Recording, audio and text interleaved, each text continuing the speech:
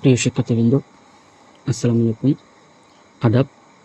আজকে আমরা দেখব বিভিন্ন প্রতিযোগিতামূলক পরীক্ষার, সেটা চাকরি পরীক্ষা হোক, ভার্সিটি পরীক্ষা হোক বা অন্য অন্য প্রতিযোগিতামূলক পরীক্ষায় যে ছদ্মনামগুলো এসে থাকে, সেই ছদ্মনামগুলো প্রকৃত নাম এবং ছদ্মনাম আমরা আজকে শিখব।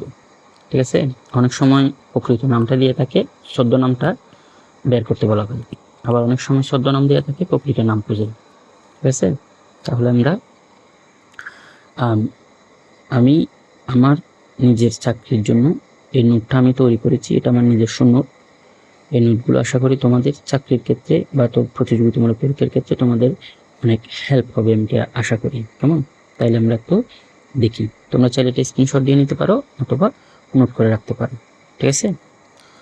তাহলে দেখো, ছদ্মনাম, প্রকৃত নাম, ছদ্মনাম। প্রথমটা হলো কি? অনন্ত বড়ু। অনন্ত বড়ুর ছদ্মনাম হলো বড়চণ্ডী দাস। অনন্ত বড়ুর ছদ্মনাম হলো কি? বড়চণ্ডী দাস। এরপর দেখো, ঠেকচাঁদ ঠাকুর। ঠেকচাঁদ ঠাকুরের ছদ্মনাম হলো ফেরাচাঁদ মিত্র। তারপর হলো সমরেশ বসু। সমরেশ বসুর ছদ্মনাম হলো কালকুট। ঠিক আছে? তারপরে দেখো, মধুসূদন মজুমদার। মধুসূদন মজুমদারের ছদ্মনাম হলো দৃষ্টিহীন। নারায়ণ গঙ্গোপাধ্যায়। নারায়ণ গঙ্গোপাধ্যায়ের ছদ্মনাম হলো সুনন্দ। বিনয় কুমার মুখোপাধ্যায় এর ছদ্মনাম হলো যাযাবর। তাহলে বিনয় কুমার মুখোপাধ্যায়ের ছদ্মনাম যাযাবর। সুনীল গঙ্গোপাধ্যায় এর ছদ্মনাম হলো নীললোহিত।